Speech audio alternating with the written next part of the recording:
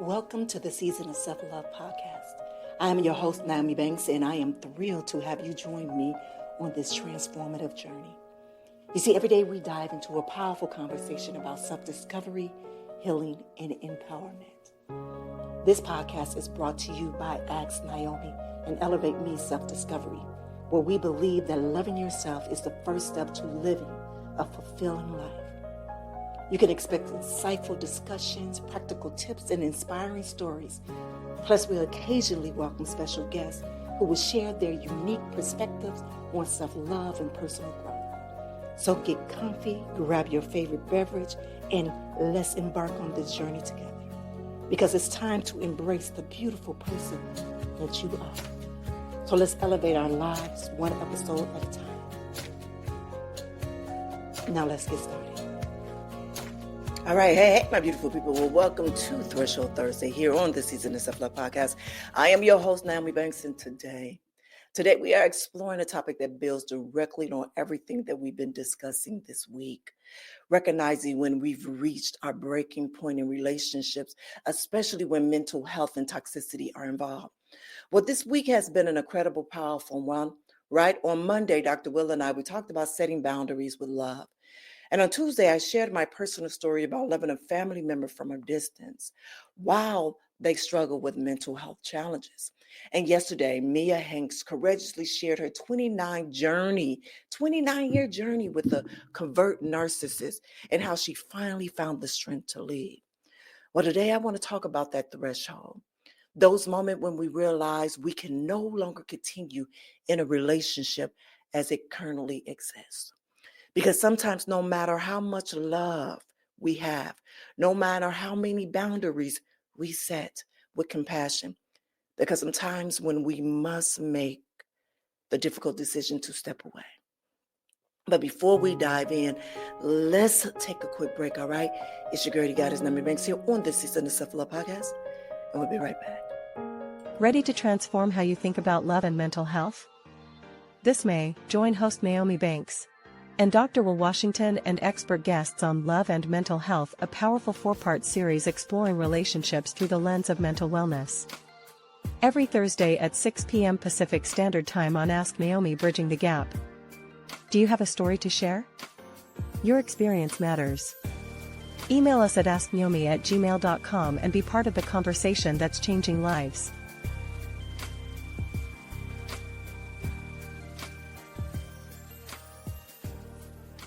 Washington Wellness Institute focuses on healing always. For me, if I look good, then I feel good. If I feel good, then I share the good. If I share the good, then I celebrate the good. If I celebrate the good, then I live the good. So I can be paid to be my greatest. But I have to learn the good to be the good. So, what does it take to be the greatest? It's as simple as a free 15-minute consultation. Be kind to yourself and heal always. Hey, it's your girl, Goddess Nyomi Banks, and make sure you tune in every Thursday night to Ask Nyomi Bridging the Gap podcast, where we talk about everything from love, sex, relationship, cultural differences, and so much more. We're bridging the gap between them all, and we even talk about spiritual uplifting. You need to stop by me and Dr. Mike, as well as the BTG crew. We have some amazing guests that come through. You never know. Just make sure you tune in Thursday night, 6 p.m. Pacific Standard Time. Go to xnyomi.com and tell them Nyomi sent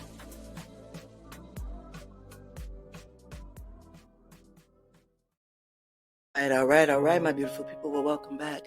Well, before we get into today's conversation, let's take a moment just to ground ourselves with our daily meditation, all right? So if you can close your eyes and take a deep breath in through your nose. Now slowly exhale. Now I want you to imagine yourself standing at the edge of a bridge. And behind you, you see a relationship or a situation that has been draining your peace. Now ahead of you is the unknown. But that unknown is bathed in warm, golden light. Feel the weight of what you've been carrying. Now I want you to notice how heavy it becomes. Now I want you to imagine yourself taking one step forward onto that bridge. You don't have to cross it completely today, but I just want you to take a step towards that bridge, honoring your own need and peace. I want you to take another deep breath in, knowing that you have strength to make the difficult decision when they serve your highest good. Take a deep breath in. I want you to take one more step forward. Inhaled. Exhale. And when you are ready, gently open your eyes. All right, my beautiful people, if you are new here to the Season of Self-Love podcast, it's something that we do every day, Monday through Friday. Let's just take a mindful moment before we get into the topic at hand. All right, so let me explain that meditation for anyone that's, kind of new to a guided meditation. So in this meditation, what I was doing, I was guiding you to the bridge. And that bridge can take you to peace. And I know sometimes it's hard when you have relationships, especially long relationships, especially relationships with family members or loved ones that you want to stay connected with, but these connections are very draining and they are not good for either parties. So when I say about looking over that bridge and seeing a light, the unknown, the peace, that unknown, it could be several different things. And I'm saying peace. And why I'm saying peace for me is that understanding that there is something that has to be done. Something. And in realizing and understanding that that something has to be done, that's that one step forward.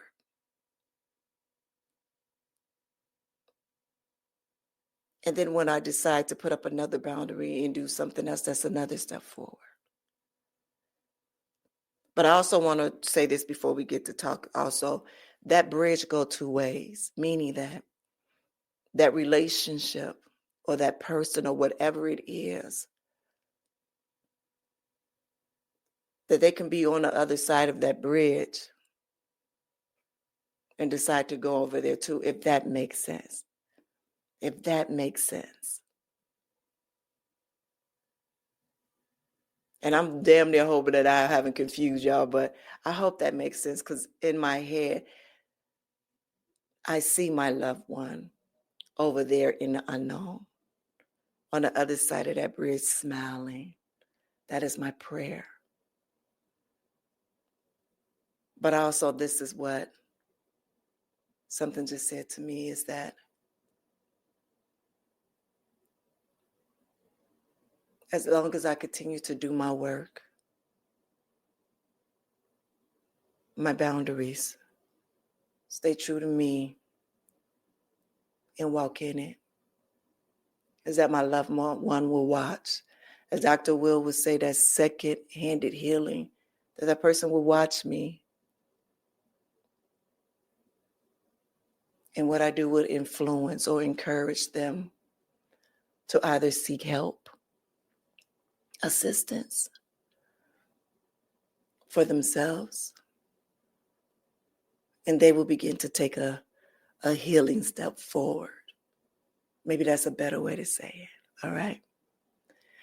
All right, yeah. So let's talk about this threshold. What exactly is a threshold in the context of a relationship and self-love?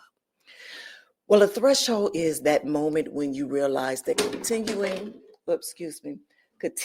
a relationship as it currently exists will require you to betray yourself. It's when the cost of staying becomes higher than the fear of leaving.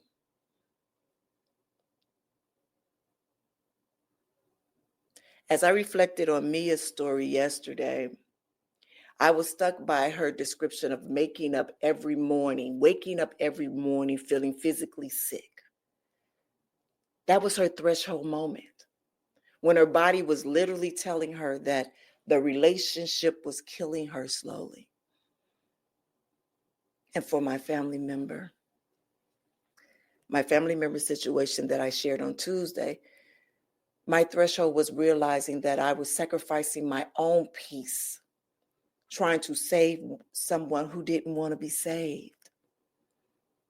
And honestly, when I think about it, I don't even know if they realize that they need to be saved or helped at this moment right now, if that makes sense.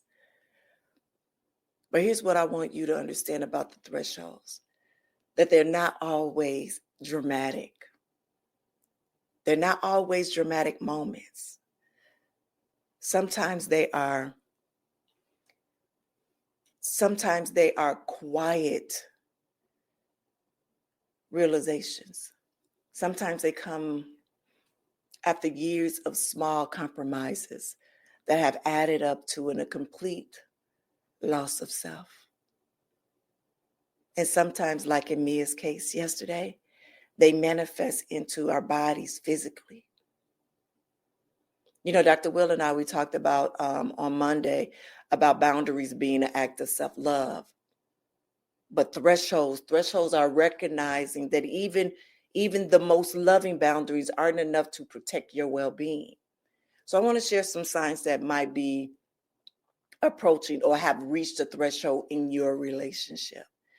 First, when you consistently feel like you have to hide parts of yourself to keep peace. You know, that saying, we're walking on eggshells daily. If you're constantly moderating your authentic self to avoid conflict, you are living below your threshold. Second, when your physically or mental health is being impacted, like Mia described, but chronic pains, the constant stress, the feeling sick every morning. Your body, it keeps score. It keeps score. And when it starts rebelling, it's telling you something important. And then third, when you find yourself making excuses for someone else's behavior more than you celebrating the relationship. Listen to me when I say that again. When you find yourself making excuses for someone else's behavior more than celebrating the relationship. So if you're spending more energy explaining why someone treats you poorly than you are enjoying their company, then that's a big ass red flag. And fourth, when a relationship requires you to abandon your values or to compromise your integrity repeatedly. Now, we all make compromises in relationship, but when those compromises require you to become someone that you don't recognize, that when you look in the mirror, there is something that is not there, that's empty, that you don't see of you, then you cross the line. And fifth, when you realize that you're pouring from an empty cup, and the other person not only doesn't notice it, but expects you to keep pouring. They see your cup is empty. And they just sit there with their mouth open and their hair open for every little drop. Yeah. This was something that I was recognizing from my own family situation. I was exhausted. I was exhausting myself trying to help someone who wasn't even acknowledging the effort. And finally, when you catch yourself fantasizing about your life will be without this person or relationship, when relief becomes more of a common feeling than joy, when you think about being free from that relationship, ain't that something? Now, recognizing that you've reached a threshold doesn't always mean that the relationship has to end. I want to make that clear to you. Recognizing that you reach a threshold doesn't mean that the relationship has to end completely. Sometimes it means that the relationship needs to fundamentally change. And sometimes that means stepping back dramatically. And yes, sometimes it does mean ending the relationship entirely. But the key to this is being honest about what your threshold actually is and not moving it every time you get close to it. Does that make sense? This is something I see people do all the time. They'll say, if this happened one more time, I'm done. And then when it happens, what they do? They move the line further back. If he say that to me, I'm a, what do we used to say back in the day? That's be those false threats, those empty threats. That's what it is. Those empty threats. Yeah. Yeah, that's what that is, them empty threats. And then when it do happen, then, you just move further. Okay, well, maybe next time. Well, maybe, I ain't gonna lie. I've been guilty of that in many of occasions with different relationships back in the day. Yes. But now, oh my God. Now my circle is so small. And I am so at peace. I am so at peace. When I say I'm full, I am so damn full. Let me tell you this. Probably every day this morning, I've texted Dr. Will. I said, hey, I'm full. How you feeling? You full? You overflow? And okay, so let me say this because I don't want to laugh like, I left those relationships or I no longer talk to those people. No, that's not it. That's not it. What I'm showing you is that when you choose yourself, when you choose your healing, when you choose your peace,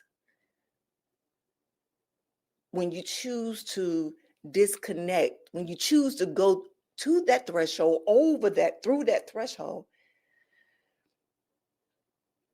it's an amazing feeling. Because you're no longer obligated to the toxicity that you put into your body. And what I mean that is having these relationships with others and even with yourself when you choose to do something differently, when you choose to allow growing to be a part of your life, learning something new, seeing things of a different perspective, changing your mindset, changing that paradigm. It is so peaceful. When you have conversations with people, it's so different. It's so different for you when you're understanding them. So when I'm laughing here, that's of joy, knowing that watching myself text my still friend, my co-host, and say, are you full? I'm full. You feeling full today? And then we get to talking about a project that's coming up. And then you go back 2, 3, or 4 years when you wasn't full. When your cup was half empty, you'll say, my cup is half full, but steady pouring into things and people. And was it not pouring back into yourself? You didn't even know how to pour back into yourself. And now I do. So that is where that laugh comes from. That's a laughter of joy. That's a laughter and joy. What my prayer is that all of those relationships that I no longer have, that one day we all can come together so joyful, so full, so overflowing, that it's just a river when we all standing together. Does that make sense? Yeah. That's my prayer. That is my prayer. It truly is. And let me say this, because all the relationships wasn't cut off dramatically for something bad or something they did or whatever like that. It's just sometimes relationships stop for a reason because they're no longer aligned. Remember when I shared not too long ago about, friends constantly dumping, or family members dumping their things on you, and then when you want an opening for them to hear you, they don't have the capacity for it. But then that's when you see that those relationships are one-sided. And I know it was even a time that Dr. Will has said, and I know I'm going off a little bit, but I just want to make sure that I explain all of this. I remember when he said that each person in your life is for a reason. And I remember when he said that, I remember categorize each one of my friendships. And each one of those friendships, I remember saying, how are we aligned? What do we do for one another? Is this transactional, and how is it transactional? And I remember going down the line with that. And let me say this, it's not always them. It could be you as well. Because I thought about it. I thought about what, for me. But then I was finding out about me and what I was accepting in my life, what boundaries that I didn't have for certain different relationships, what I thought I needed from these relationships, whether it was validation, whether it was a needy part of me. I don't know what that was then. But when Dr. Will has said that, then that clicked in. And I would just want to tell you that now is that even with deciding this decision that I'm doing with this loved one, is taking a step back. My step back to that relationship is a step forward to me on that bridge. Does that make sense? But I had to go through different things to get there. But also in my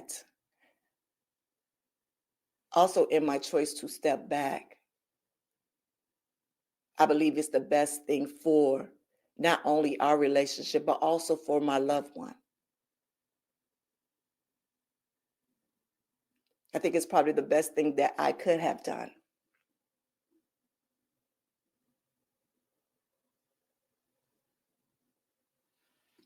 All right, so I want to talk about what I've learned from Alex on our Ask Naomi show last week about not treating the diagnosis, but seeing the person.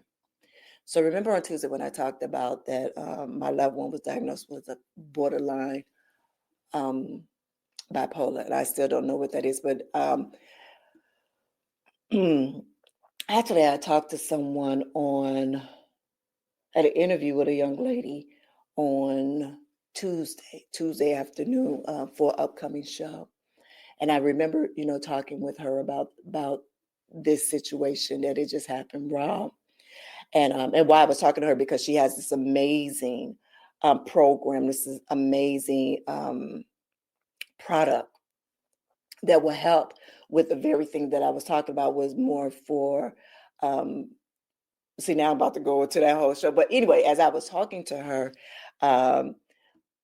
she was saying about the diagnosis, and I was sharing with her about what Alex had told about not treating the diagnosis, but seeing the person. And then within that, that's what we were talking about, her product and what she was doing and how it would have, how it would apply to, to different situations and different people in that source. And she said, I like that because how we do it, we don't use any chemicals, we don't use any medicine or anything like that. We're using, our own body fluids and, things that we have within our body. And I thought that was amazing that she was saying that. Okay, so let me go, because I could go down a long road. So let me go back to this show, because I will take y'all somewhere else. Let me get back to this threshold, because I can't wait for y'all to hear that show. So let me get back here. All right, so let me tell you how not treating the diagnosis, but seeing the person, how it applies to this, to thresholds too. When we're dealing with someone that has a mental health challenge, addiction, or other struggles, it can be very difficult to know where the condition ends and their choices begin, because you don't know. You don't know how their day started. You don't know if you might say something that triggered them. You don't know anything. But here's what I learned. You can have compassion for someone who is struggling while still protecting yourself from the impact of their behavior.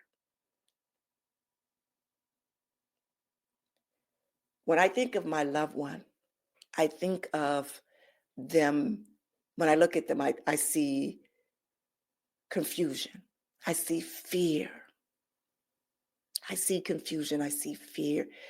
I see overwhelming. I see I see love. I see all of those things when I look at them. I don't see the diagnosis. I do see them now. And I know this might mess up some people when I say, but I see my loved one struggling in the most vulnerable place. But I also see myself as that I am not equipped to help save them at this moment, at this time.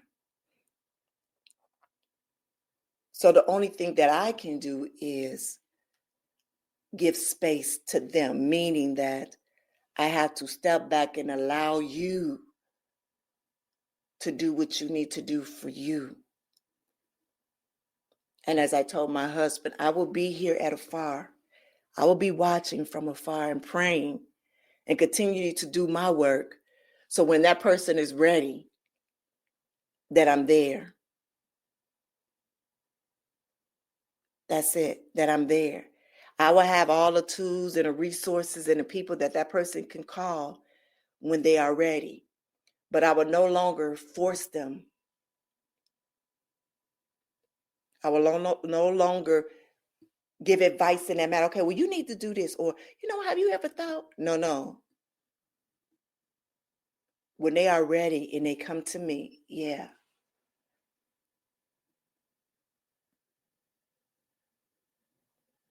So yes, I've come to my threshold, but I just step back and I'm watching from afar. Mental health challenges may explain certain behaviors, but they don't make those behaviors less harmful to you. So, yesterday Mia talked about the guilt that she felt even after leaving her narcissistic ex-husband. She kept thinking about the good times, trying to make it a math equation, trying to make it make sense.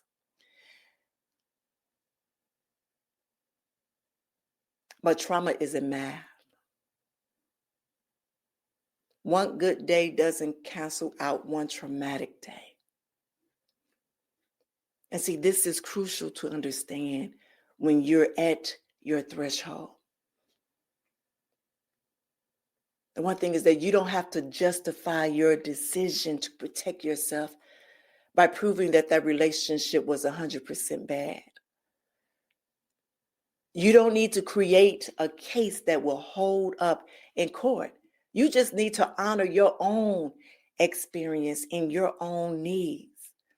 That's the crazy thing, is that we put ourselves in that all the time, or we got to make an excuse on why this relationship didn't work for us. Or we got to make sure that it was 100. No, it could be the truth of what it is. You just would no longer allow that to damage who you are, take away your peace or whatever it is. That's what that is.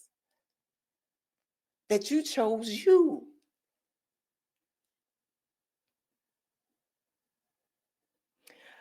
I want to share something powerful that came to me during my meditation this morning. That was a message about being there to witness and not to save.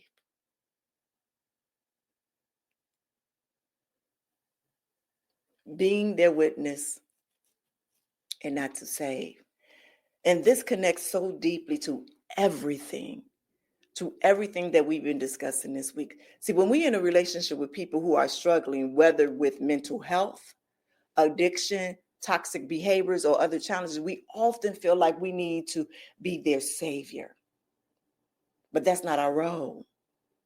Our role is to love them, to witness their journey, to support them when appropriate, but not to sacrifice our own selves in the process.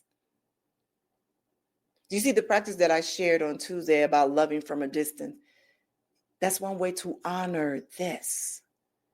You can visualize that person surrounded by that light, like I said, and send them love and well wishes, but maintain a healthy space between you.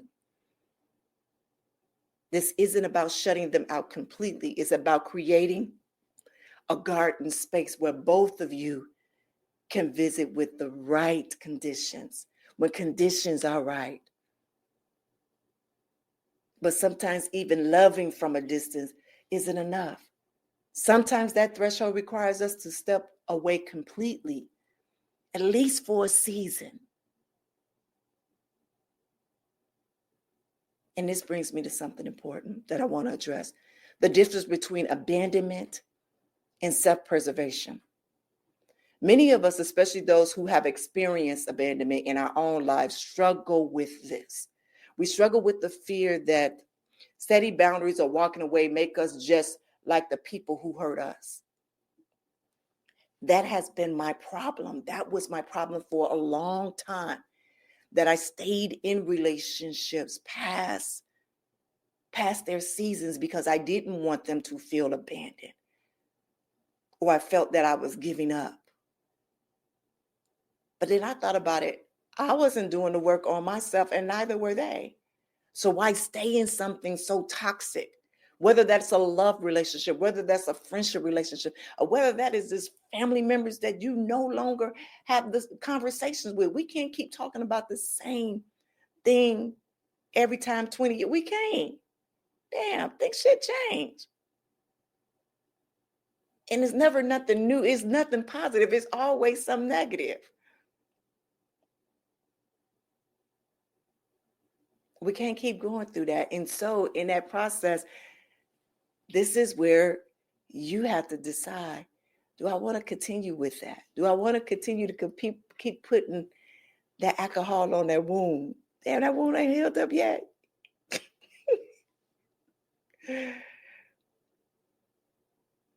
That wound ain't healed up yet. But I want to tell you about that there is a crucial difference between abandonment and self-perseverance.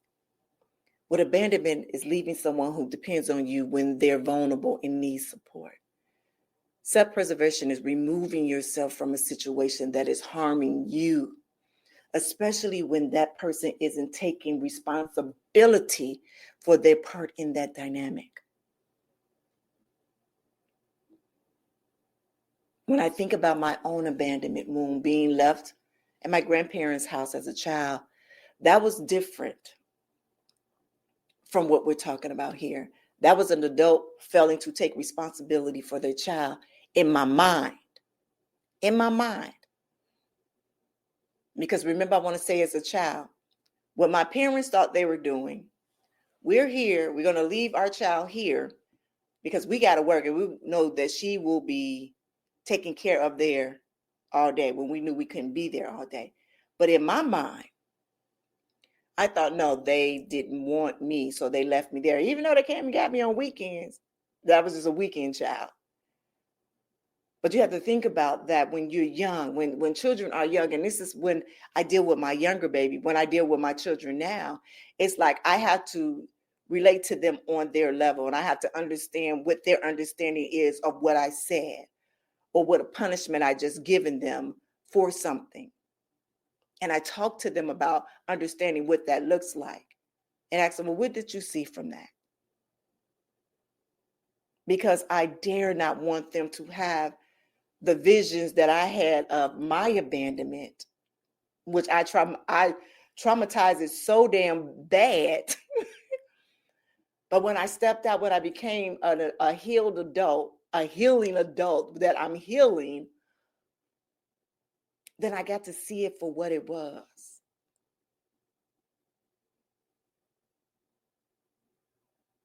So even in my abandonment issues, it wasn't as bad as I thought it was, but I was just blessed to have that. But there's other people that has worse abandonment than me, that parents have left them and ain't came back. Or yes, some parents that leave and come back in and out of their life to continue to cause that. I witnessed it myself. I've even worked in fields where I witnessed that.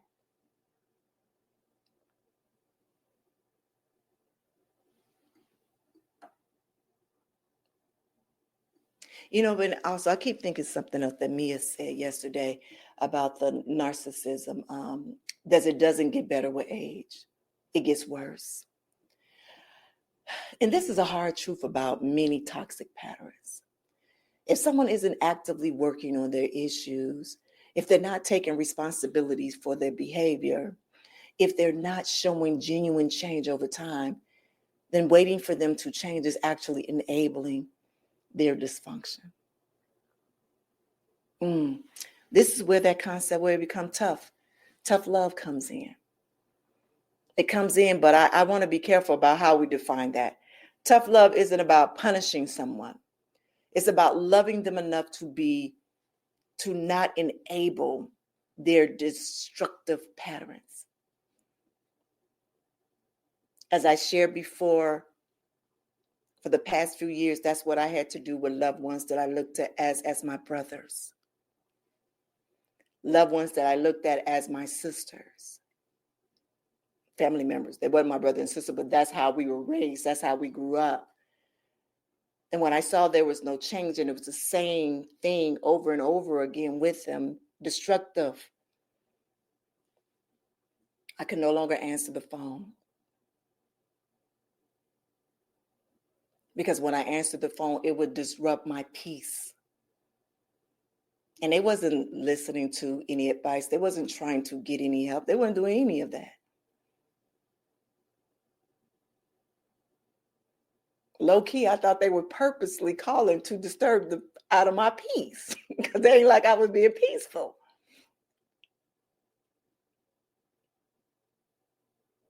But that's what happens when we enable those things, when you make yourself accessible for those things. And I am so glad that I had went in my closet when I was pregnant with my baby 13 years ago. I am so happy that I am on this healing journey because guess what? I would still be in that toxic world of the unknown, of fear, of just destruction. I'm so glad I understand what those thresholds look like and I move forward in them. But also I move forward with them in love. Because even though I've left those relationships, I still pray because they are some amazing people. If they really look at themselves, they are some amazing people.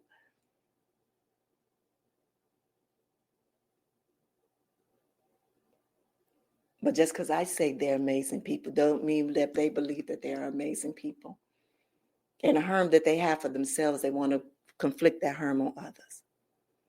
And that's so unfortunate. So I'll have to continue to look from a distance with self-love.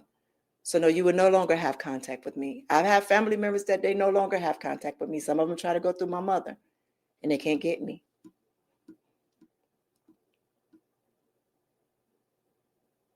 They cannot get me.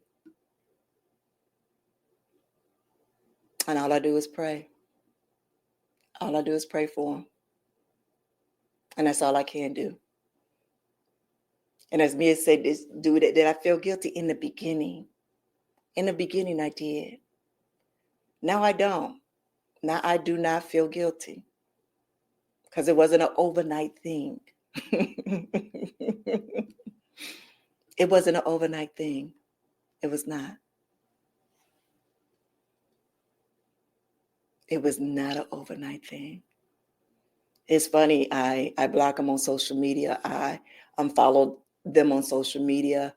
I don't want to see any of it. I remember before I used to watch some of them, a few of them from a distance, and say, okay, you want to send them a little text or a note. I don't even do that anymore. I don't do that anymore. And I know that seemed really like, no, because I want them to go to their own journey and figure it out the same way that I had to. And I know that seemed very harsh. Just as I said, I'm like, damn, that's harsh. You know, I had this conversation yesterday with a dear friend of mine and my auntie, a few other people, and we were talking about how we always there for someone before they hit that rock bottom, or, you know, always trying to come in and help them. And I remember she had texted me yesterday and she said, what do you think about, I think it was karma, about sometimes we get in the way of someone else's karma. And she said, what did I thought about that? And I said, I think we need to get out of the people's way. So allow them to have their karmas, because karmas are lessons. Karmas are lessons. Karma is where you get your accountability at, or at least you're supposed to, you know. And I remember having this conversation with one of my aunties. Well, actually two of them, particularly two of them. And I remember one telling me, you would be so proud of me because I learned to say no.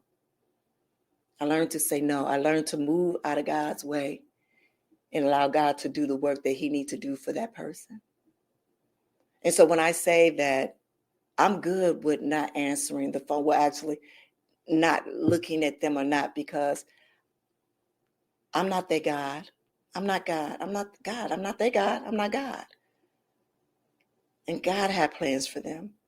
God has lessons for them. Not me. And so I'm good with that. I'm good with my prayers that I give to God every day, that I pray for peace and love and understanding and safety for my fans, family, friends, and foes. Yes, and foes. I send love to them all. That's my genuine prayer. And so when I know what my intentions is in life now, I honor them. I honor myself. I honor those. I honor my decisions. So when this past weekend happened with that family member, I said, oh yeah, I'm going to step back. I'm going to step back. Yeah. You know.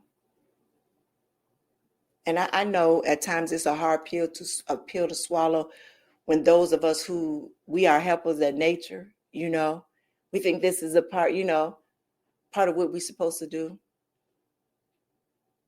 We want to believe that love is enough, that if we just love someone hard enough or long enough that they'll change. But that is not how healing works. Healing requires the person to do their own work. And sometimes they won't do that work until the consequences of not doing it, it becomes unbearable.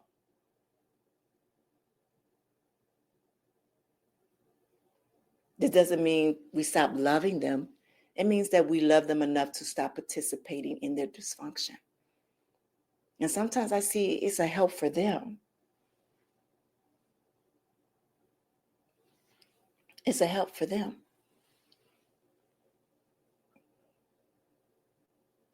Now I want to talk about what happens after you recognize you reach your threshold. I'm going to go real quick with this. Because recognition is just not the first step. It's about acting on that recognition is where the real courage comes in. And I'm going to go real fast with this because I didn't realize we were coming up to the timing of it. So first, I need you to be clear. about how you're crossing or what you're crossing this threshold, what it actually means for you. Are you ending the relationship completely? Or are you changing the terms of the dynamic of your relationship? Are you changing the terms dramatically? Are you taking a break to reassess it? Be specific about your choosing and why. So like I just mentioned, I'm taking a step back. What does that step back look for me? And I announced it earlier, is that it's from afar. I have no more advice. It is not even just the advice. I have no more conversations with you in that manner that will be want to be argumentative or debatable, because I could be standing there with a red flower in my hand, and that person would tell me that it's not red just to be argumentative with me. This is this person. And I'm looking at it like, am I tripping? Because the person would tell me that, no, that's not red. Hey, I'm not getting ready to argue with all of that. But when it's like that, when those conversations are like that, that becomes draining. And that's truly disturbing your mental and your peace. So no, we will no longer have conversations like that. Those conversations will be, hi. I'm not even asking how you doing now. It's just hi. I pray that you're well. That is my conversation for now. I pray that you're well. If we in the same space with one another, oh, that looks well on you. I know I'm laughing right now, but it's just like, that's well on. That looks great on you. If I have to say something right now, but otherwise, no. And why I say that is because I have to find within myself, watching them, what is my language going to be for them? Yeah. And they said, well, Naomi, you got to stop. I can't just cut them off completely like that. But I stepped back, way back. And then second, sorry, I kind of went on there. Second, I want you to need to prepare for the response. As Mia mentioned yesterday, when you leave a narcissist, the drama often escalates. But this can be true of any relationship where you've been enabling dysfunction. The other person may love bomb you, guilt trip you, or may promise to change or even threaten harm. Expect this and have a plan for how you respond. The third, you need support. This is not the time to try to go it alone, whether it's a therapy, a trusted friend, family members, or a support group. You need people in your corner who understand what you're doing and why. And fourth, you need to be prepared for your own emotional response. Remember what I just said? I need to learn what my language would be for this new type of relationship that we have at this threshold. So even when you're making the right decision, leaving or dramatically changing a relationship brings up grief, guilt, fear, and sometimes relief that makes you feel guilty. All of these feelings are normal.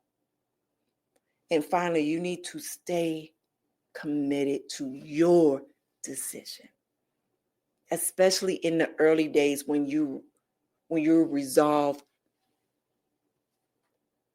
that it might waver, that you might waver. So you have to stay committed. This is why being clear about your reasons and having support is so crucial.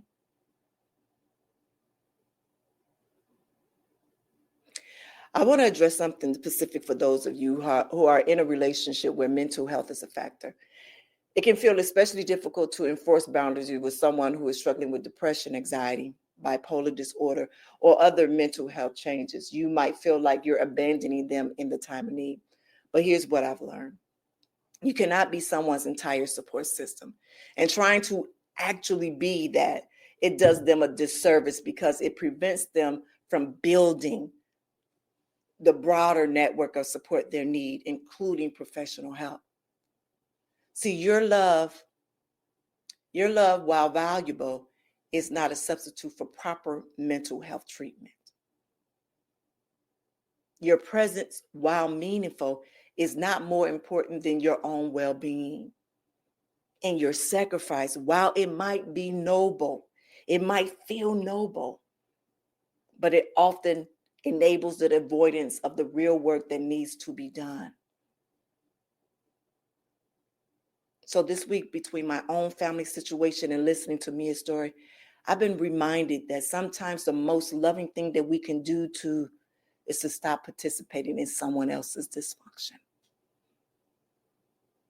Sometimes love requires us to step back and let natural consequences do their teaching. That doesn't mean being cold or heartless.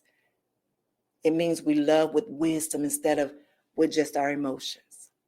It means that we consider long-term healing over short-term comfort.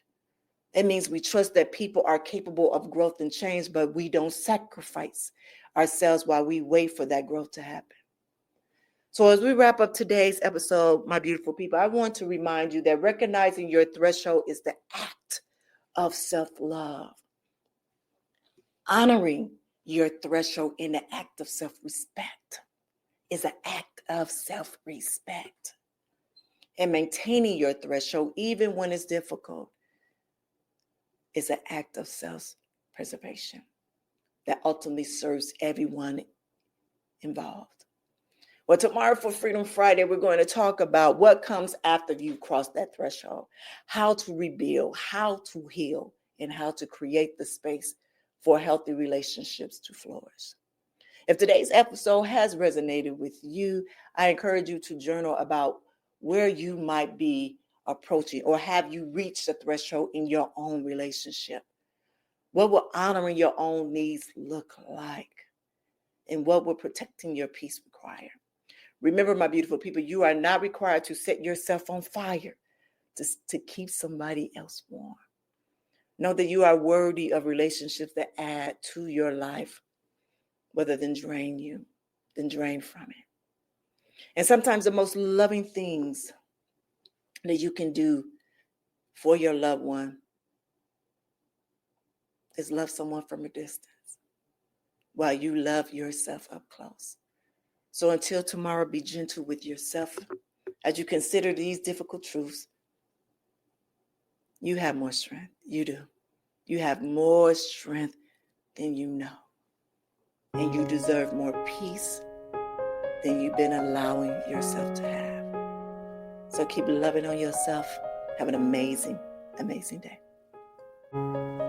Thank you for joining us on this journey of discovery and empowerment here at the Season of Self-Love podcast. Remember, embracing self-love is a continuous journey, and we're so glad to have you with us. So if you enjoyed today's episode, please leave us a review. And don't forget to join our community on Facebook at Season of Self-Love. Connect with like-minded individuals who are also on their self-love journey. Now, if you have any questions or topics that you'd like for us to explore, we love to hear from you. Email us at seasonofselflove@gmail.com and let your voice be heard. So until next time, take a moment for yourself today and remember, you are worthy of love, joy, and all the beautiful things that life has to offer.